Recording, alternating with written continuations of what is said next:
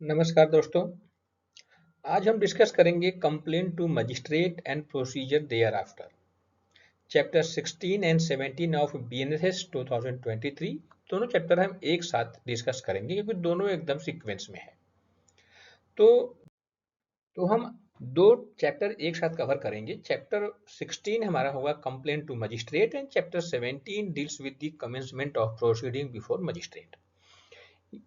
Cognizable case में complaint FIR file अगर police नहीं करती है तो नो डाउट व्यक्ति एसपी को अप्रोच करेगा और एसपी ने भी कुछ काम नहीं किया है तब वो मजिस्ट्रेट के पास जाएगा।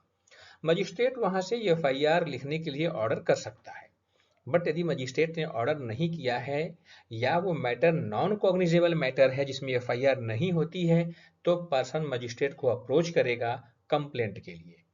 तो इससे जो प्रीवियस चैप्टर है वो चैप्टर 15 है जिसमें कि कंप्लेन के बारे में कहा गया है कि who is the competent magistrate for taking the cognizance on complaint, उसके बारे में है, उसको हम डिस्कस करेंगे।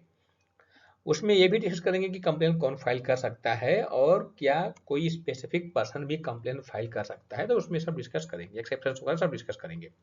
लेकिन इसमें जब पर्सन मजिस्ट्रेट के पास गया कंप्लेन फाइल कराने के लिए तो क्या प्रोसीडिंग फॉलो होगी वो चैप्टर 16 में है। और जब वो डिसाइड हो गया कि हाँ कंप्लेन अब फाइल हो गई है तो कंप्लेन फाइल होने के बाद मजिस्ट्रेट क्या करेगा, कॉग्निजेंस लेने के बाद मजिस्ट्रेट क्या करेगा, वो चैप्टर 17 में है। तो दोनों हम एक साथ डिस्कस करेंगे। तो सबसे पहला बात है कि जैसे ही कंप्लेनेंट मजिस्ट्रेट के पास आया उसी समय मजिस्ट्रेट की रिस्पॉन्सिबिलिटी है कि वो कंप्लेनेंट और कोई विटनेसेस यदि कोई है उसके साथ दोनों को ओथ पर वो एग्जामिन करे। ये मजिस्ट्रेट की रिस्पॉन्सिबिलिटी है। उसके बाद एग्जामिन करने के बाद उसके सब्सटेंस जो है वो रिकॉर्ड पे लेगा और उसके बाद उस रिकॉर्ड पे कंप्लेनेंट की और विटनेसेस की और मजिस्ट्रेट की तीनों लोगों की साइन उस पे होगी। लेकिन कॉग्निजेंस तो ले लिया, लेकिन उसमें ये कहा गया है एक यहाँ पे नई चीजें ऐड की गई है। पहले क्या था कि मजिस्ट्रेट कॉग्निजेंस ले लेता था, लेकिन अब right of accuse to be heard ये प्रोविजन अब नए में ऐड किया गया है कि जैसे ही कंप्लेनेंट मजिस्ट्रेट के पास आया, मजिस्ट्रेट ने उसके सभी कुछ रिकॉर्ड कर लिए हैं, उसको एग्जामिन भी कर लिया, ओथ पर विटनेसेस को भी एग्जामिन कर लिया है, बट अभी कॉग्निजेंस नहीं लेगा और पेंडिंग किया रहेगा। वो एक्यूज्ड पर्सन को भी अपॉर्चुनिटी देगा ताकि कोई फेक कंप्लेंट उसके यहाँ फाइल न हो जाए। एक्चुअली होता क्या था, पहले लोग जो है जाते थे पुलिस थाने पर फर्जी एफआईआर करवाने के लिए, तो चूंकि वहां का थाना जो है लोकल एरिया का होता था, उसे पता था कौन सा केस फर्जी है और कौन सा केस फर्जी नहीं है। इसलिए वो लोग जाते थे मजिस्ट्रेट के पास सीधे, वहां एडवोकेट लोग होते थे, उनसे मिलते थे और फेक कंप्लेंट फाइल करवा देते थे। लेकिन यहाँ पर अब चीजें ऐड कर दी गई है नए बीएनएसएस में कि वो मजिस्ट्रेट की रिस्पॉन्सिबिलिटी है कि जिसके अगेंस्ट कंप्लेंट फाइल हुआ है उसको नोटिस दे, उसको सुनवाई का अवसर दे। तो वहां पे सुनने के बाद ही मजिस्ट्रेट अब जो लगता है कि प्रमा फाई केस बन रहा है तब वो कंप्लेंट पर कॉग्निजेंस लेगा। उसके बाद कहा गया है कि व्हेन एग्जामिनेशन ऑफ कंप्लेनेंट और विटनेसेस इज नॉट नेसेसरी, कुछ ऐसे कंडीशन हैं जहां पर मजिस्ट्रेट एग्जामिन नहीं करेगा। कब? जब वो कंप्लेंट राइटिंग में है, सेकेंड वो कंप्लेंट पब्लिक सर्वेंट द्वारा किया जा रहा है और that complaint is file in discharge of his official duty, अपने ड्यूटी में ही वो कंप्लेंट फाइल कर रहा है। या कोई कोर्ट किसी पर्सन के अगेंस्ट में कंप्लेंट फाइल कर रहा है, यानी कि जुडिशियल प्रोसीडिंग के दौरान किसी ने फॉल्स एविडेंस दिया हो, किसी ने कोर्ट में न्यूसेंस किया हो, तब वो कोर्ट कंप्लेंट फाइल कर सकती है किसी मजिस्ट्रेट के पास जो कॉम्पिटेंट है। तो ऐसे कंडीशन में उस कोर्ट का या उस पब्लिक सर्वेंट को एग्जामिन करने की जरूरत नहीं है। या मामला जो है एग्जामिन करने के बाद जो कॉम्पिटेंट मजिस्ट्रेट है वो कंप्लेनेंट और विटनेसेस को एग्जामिन करने के बाद मामला किसी अपने सबॉर्डिनेट को ट्रांसफर कर रहा है ट्रायल करने के लिए, तब वो ट्रांसफरी कोर्ट भी एग्जामिन नहीं करेगा। इसके बाद कहा गया है कि complaint against public servant, where any person is approaching to the magistrate for complaint and this is against the public servant, that means कि पब्लिक सर्वेंट ने कोई ऑफेंस किया है, तो ऐसे कंडीशन में उस पब्लिक सर्वेंट को भी सुनवाई का अधिकार होगा, कोर्ट उसको भी नोटिस इशू करेगा और उसको राइट टू बी हर्ड होगा। उसके बाद जो उसका सीनियर अथॉरिटी होगा उससे भी वो रिपोर्ट मंगवाएगा। तो सुपीरियर अथॉरिटी से भी रिपोर्ट मंगवाएगा और उस पब्लिक सर्वेंट को भी एक मौका सुनवाई का देगा। इसके बाद कहा गया है कि procedure by magistrate not competent to take cognizance. ये एफआईआर तो हम पूरे ऑल ओवर इंडिया में किसी भी थाने में लिखवा सकते हैं, लेकिन यहाँ पे कहा गया है कि कंप्लेंट केवल कॉम्पिटेंट मजिस्ट्रेट के पास ही होगी। जो कॉम्पिटेंट मजिस्ट्रेट नहीं है, यदि आप उसके पास कंप्लेंट फाइल करवाने गए हैं, तब वो क्या करेगा कि if the complaint is in writing, return it for prosecution to the proper court with the endorsement of that effect. And if the complaint is not in writing, the magistrate will direct the complainant to proper court. तो complaint यानी writing में भी हो सकती है और whorl भी हो सकती है। यदि राइटिंग में है तो उसके पिछली साइड पर जो है वो अपनी साइन करेगा और कहेगा कि आप प्रॉपर कोर्ट में जाइए। रिटन में नहीं है, वोरल कंप्लेंट आप फाइल करने चले गए हैं, तो आपको समझाएगा और कहेगा कि आप कॉम्पिटेंट कोर्ट में जाइए, I am not the competent court. इसके बाद जो है यदि आप अब चले गए, जो सक्षम कोर्ट है, कॉम्पिटेंट कोर्ट है, उसके पास गए आप कंप्लेंट फाइल करने के लिए, वो आपको एग्जामिन करेगा, विटनेसेस को एग्जामिन करेगा। अब उसको लगता है कि it is not sufficient against the accused person to start the proceeding, तब वो पूरे मैटर को पोस्टपोन कर देगा क्योंकि उसके पास सफिशिएंट एविडेंस नहीं है। तब वहां पर यदि एक्यूज्ड उसी के एरिया में रिसाइड कर रहा है, उसका रेजिडेंस है, तब उसके पास एक ऑप्शन है कि वो खुद या किसी अदर पर्सन को इन्वेस्टिगेशन के लिए वो ऑथोराइज कर सकता है। और यदि एक्यूज्ड पर्सन उसके एरिया से बाहर रह रहा है, तब उसके लिए मैंडेटरी है कि वो इन्वेस्टिगेशन उस मामले में करवाए यदि लगता है उसे कि सफिशिएंट एविडेंस नहीं बन रहा है, या वो खुद भी इंक्वायरी कर सकता है। तो या किसी अपने सबऑर्डिनेट को भी इंक्वायरी करने के लिए वो बोल सकता है ताकि उस मामले की सही चीजें पता लग पाए। इसके बाद जो है कहा गया है कि no order for investigation in following matter, यानी कि मजिस्ट्रेट को लगता है कि सफिशिएंट मैटर नहीं है, लेकिन फिर भी उसमें वो इन्वेस्टिगेशन के लिए ऑर्डर नहीं दे सकता। वो इंक्वायरी खुद कर सकता है, वो अपने सबऑर्डिनेट मजिस्ट्रेट को इंक्वायरी के लिए लगा सकता है, बट वो कभी भी पुलिस ऑफिसर को इन्वेस्टिगेशन करने के ऑर्डर नहीं दे सकता। किस मामले में? उस मामले में जो सेशन ट्रायबल मैटर है।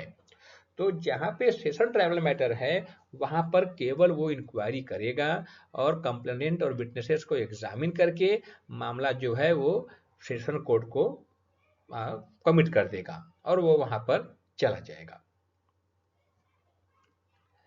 इसके बाद अदर मामले में, जिस मामले में मजिस्ट्रेट ने किसी पुलिस ऑफिसर को इन्वेस्टिगेशन करने का ऑर्डर दिया है, तो उसे चैप्टर 13 के समस्त पावर उसके पास होंगे। यानी वो मौके पे जाएगा, स्पॉट पे जा सकता है, वहां पे एविडेंस कलेक्ट कर सकता है, वहां पे सर्च कर सकता है, सीज कर सकता है और अक्वेंटेड पर्सन के स्टेटमेंट रिकॉर्ड कर सकता है, लेकिन वो किसी पर्सन को अरेस्ट नहीं करेगा।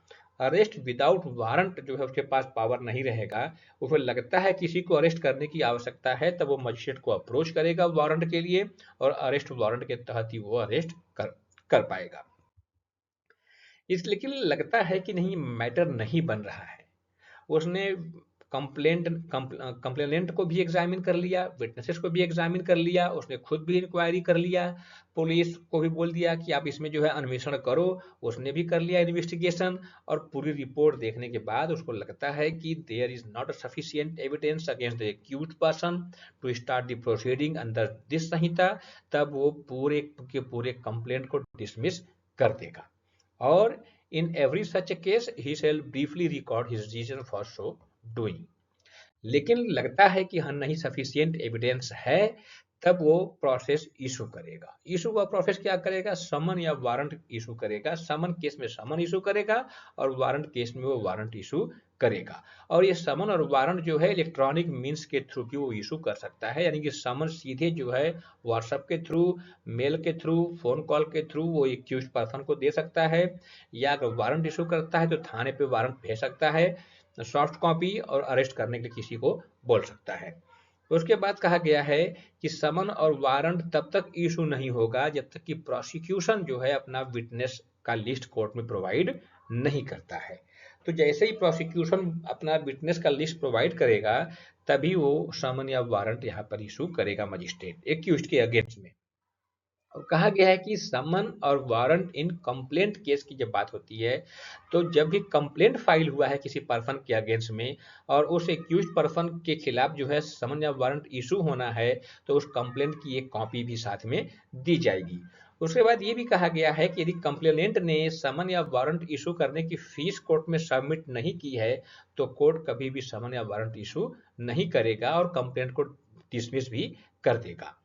उसके बाद कहा गया है कि issue of warrant in lieu of और इन एडिशन टू समन, यानी कि अगर समन केस में समन और वारंट केस में वारंट कोर्ट इशू करता है, लेकिन कभी कभी जो है समन केस में भी वो समन के साथ साथ या समन के अलावा जो है वो वारंट इशू कर सकता है। वो कब करेगा, वो प्रोविजन 90 में बताया गया है।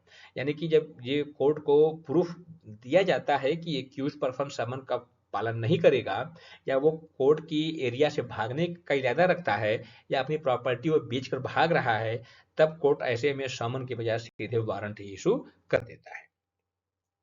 उसके बाद मजिस्ट्रेट में dispense with personal attendance of accused person को कुछ परिस्थितियों में मजिस्ट्रेट पर्सनल अपीयरेंस से, फिजिकल अपीयरेंस से छुट्टी दे सकता है और बोल सकता है कि you can present before the court through your representative. तब वो पर्सन रिप्रेजेंटेटिव के थ्रू या वकील के थ्रू कोर्ट में हाजिर हो सकता है। और ऐसा जो है एक्सक्यूज, ऐसी छूट उसे जो है किसी भी स्टेज पर, ट्रायल के किसी भी स्टेज पर भी वो कोर्ट दे सकता है। स्पेशल समन की बात यहाँ पे कही गई है 229 में। Special summon in case of petty offence, जहाँ छोटे मोटे मामले हैं वहां पर कोर्ट सीधे एक ऐसा समन इशू करेगा जिसमें उस फैक्ट को ब्रीफ करेगा जिसमें कि उसने ऑफेंस कमिट किया है, और ये लिखेगा कि यदि आप ऑफेंस को स्वीकार करते हैं, you are plead guilty, then you have to submit the fine either himself और थ्रू योर रिप्रेजेंटेटिव। और वो फाइन की मैक्सिमम सीमा क्या होगी, 5000 रुपीज होगी। तो सीधे सीधे सभी काम जो है समन के थ्रू ही हो जाएगा, पर्सन को आना नहीं पड़ेगा, कोई ट्रायल नहीं चलेगा, उसी को स्पेशल समन कहा गया है। तो समन में वो व्यक्ति जिसको जाता है वो एक्सेप्ट कर लेता है कि हाँ मैंने गलती तो की है, ये फाइन ले लो, काम खत्म करो, वो फाइन सबमिट कर देता है। तो इसको स्पेशल समन कहा गया, केवल पेटी ऑफेंस में इशू होता है। तो व्हाट डज मीन बाय पेटी ऑफेंस, ये 229 के सब क्लॉज 2 में डिफाइन किया गया है। इसमें कहा गया कि पेटी ऑफेंस वो ऑफेंस है which is punishable for 5000 rupees fine. बस वहीं जहां पे फिजिकल पनिशमेंट है, इम्प्रिजनमेंट पनिशमेंट है, वहां पे वो पेटी ऑफेंस नहीं माना जाएगा। और ये मोटर व्हीकल्स एक्ट को भी इंक्लूड नहीं करता है कुछ मामले को। और साथ में ये भी कहा गया है कि यदि कोई प्रोविजंस ऐसा है जो कि एक्यूज के अनुपस्थिति में भी, एब्सेंस में भी, प्ली ऑफ गिल्टी पे भी उसको कन्विक्ट करने का पावर कोर्ट को दिया गया है, तब भी वो पेटी ऑफेंस नहीं माना जाएगा। तो petty offence only those offence which are only for the fine of maximum 5000 rupees, वही पेटी ऑफेंस है। लेकिन स्टेट गवर्नमेंट को पावर दिया गया है कि कुछ मामले को पेटी ऑफेंस में शामिल कर सकता है। किस किस मामले को, पहले कि वो कंपाउंडेबल ऑफेंस होना चाहिए जो 359 में दिया गया है, जिसमें पार्टी आपस में समझौता कर सकते हैं, और उस मामले में जो है मैक्सिमम इम्प्रिजनमेंट 3 मंथ इम्प्रिजनमेंट हो या फाइन हो या दोनों हो। तो ऐसे मामले को वो पेटी ऑफेंस स्टेट गवर्नमेंट डिक्लेयर कर सकती है, और मजिस्ट्रेट को की राय में लगता है कि हाँ केवल फाइन सफिशिएंट एविडेंस होगा, तब वहां पे वो पेटी ऑफेंस ऐसे मामले में इशू कर सकता है। बट ये स्टेट गवर्नमेंट के ऊपर छोड़ दिया गया है। फिर कहा गया है कि जब समन या वारंट इशू कर देगा और उस समन या वारंट पे एक्यूज्ड पर्सन कोर्ट में अपीयर होता है, तो पहली हियरिंग में क्या किया जाएगा, उसको सभी रिकॉर्ड फ्री ऑफ कॉस्ट दिए जाएंगे। तो एक्यूज्ड पर्सन को कुछ सप्लाई होगा, क्या क्या सप्लाई होगा फ्री ऑफ कॉस्ट में, copy of police report, copy of FIR, copy of statement recorded by the police officer during the investigation. उसके बाद कोई कन्फेशन या स्टेटमेंट की कॉपी है वो भी फ्री में दी जाएगी, या कोई अदर रिलेवेंट डॉक्यूमेंट है like that the medical report है, कुछ सर्च में कुछ चीज़ें पाई गई हैं वो उसके रिकॉर्ड्स हैं, तो वो सब चीज़ें जो है वो दी जाएंगी। वो कब दी जाएंगी, वो कम से कम 14 डेज के भीतर ही जो है वहाँ पर एक्यूज्ड पर्सन को फ्री में दी जाएगी। जहाँ मामला ऐसा है कुछ मामला ऐसा है कि कुछ कभी-कभी पब्लिक प्रोसिक्यूशन कुछ डॉक्यूमेंट को डिस्क्लोज करने के लिए रिक्वेस्ट करता है कोर्ट से कि ये डॉक्यूमेंट एक्यूज्ड पर्सन पर डिस्क्लोज नहीं किया जाए, तब उसको भी वो देने नहीं देगा, उसके लिए वो कोर्ट मना कर सकती है। बट वो कोर्ट खुद एग्जामिन करेगी कि वास्तव में ये डॉक्यूमेंट डिस्क्लोज होने लायक है या नहीं है। कोई बहुत बड़ा डॉक्यूमेंट है, कई वॉल्यूम में डॉक्यूमेंट है, तब वहां पे कोर्ट उसकी सॉफ्ट कॉपी दे सकती है या बोल सकती है कि आप आकर के इसको खुद यहीं एग्जामिन कर लो, हम आपको देंगे नहीं, क्योंकि बहुत बड़ा डॉक्यूमेंट है। और वही चीजें मजिस्ट्रेट तब भी करेगा जब वो सेशन ट्रायबल मामला है, सेशन कोर्ट को जाना है, बट एक्यूज्ड पहली बार सीजीएम के सामने आया है, तभी सीजीएम इंश्योर करेगा कि सभी रिकॉर्ड उसको फ्री ऑफ कॉस्ट में दिए जाएं। फ्री ऑफ कॉस्ट में देने के बाद मामला जो है मजिस्ट्रेट सेशन कोर्ट को ट्रांसफर कर देता है, कमिट कर देता है, फिर मामला सेशन कोर्ट में जाएगा और उसकी इन्फॉर्मेशन वो प्रोसिक्यूशन को भी देगा, और वहां भी चीजें वही हैं। उसके बाद कहा गया commitment of case to court of session when offence is triable exclusively by it. तो यहाँ पर भी वही कहा गया है कि कोई भी मामला हो, चाहे वो पुलिस रिपोर्ट पे उसका कॉग्निजेंस लिया हो या मजिस्ट्रेट ने उसको कंप्लेंट में कॉग्निजेंस लिया हो, कुछ भी हो, एक्यूज उसके सामने आ गया है, वो सेशन ट्रायबल मामला है, तब वो मजिस्ट्रेट पूरे के पूरे मामले को सेशन को भेज देगा। ये उसकी रिस्पॉन्सिबिलिटी है, और वो इंश्योर करेगा कि सभी कुछ चीजें डॉक्यूमेंट वगैरह फ्री जो है उसको मिल गई हो, और पब्लिक प्रोसिक्यूशन को भी वो बताएगा। Time period of committal of matter to session court, यहाँ पे 90 डेज कहा गया है कि मजिस्ट्रेट 90 दिन के भीतर सेशन ट्रायबल मामले को सेशन कोर्ट को ट्रांसफर कर देगा, अपने पास पेंडिंग नहीं रखेगा। और कभी बहुत इमरजेंसी पीरियड है तो उसको 90 डेज एक्स्ट्रा दिया गया है, यानी कि मैक्सिमम 180 डेज के भीतर ही उसको सेशन कोर्ट को मामला ट्रांसफर करना होगा। उसके बाद कहा गया है कि यदि कोई ऐसा मामला है जिसमें कंप्लेंट फाइल हो गई है, मजिस्ट्रेट ने कंप्लेंट पे कॉग्निजेंस ले लिया है, बट उसी मामले में एफआईआर भी हुई है और पुलिस जो है इन्वेस्टिगेशन भी स्टार्ट कर दिया है, और ये बात जैसे ही मजिस्ट्रेट को पता लगती है तो अपने कंप्लेंट वाले मामले को वो रोक देगा और पुलिस ऑफिसर से पुलिस चार्जशीट का वेट करेगा। और जैसे ही पुलिस ने अपनी चार्जशीट सबमिट कर दी है तो मजिस्ट्रेट दोनों को देखेगा एक साथ, लगता है कि दोनों मामले में एक्यूज्ड सेम है, दोनों मामला सेम है, तो दोनों मैटर को क्लब कर देगा और ट्रायल ऐसे करेगा कि मामलों मानो कि एफआईआर हुई है और पुलिस ने चार्जशीट सबमिट की है और मजिस्ट्रेट ने उस चार्जशीट पर कॉग्निजेंस लिया है, वो कंप्लेंट वाले मामले को भूल जाएगा। लेकिन लगता है कि नहीं, पुलिस रिपोर्ट में जो एक्यूज्ड पर्सन है वो दूसरा एक्यूज्ड पर्सन है, कंप्लेंट का पर्सन दूसरा है, तब वो कंप्लेंट वाले मामले को कंटिन्यू करेगा और जो एफआईआर वाला मामला है उसको भी अलग तरीके से चलाएगा। तो इतनी चीजें हैं। धन्यवाद, इसको आप लोग ध्यान से पढ़िएगा, बहुत अच्छी चीज है, सीआरपीसी है।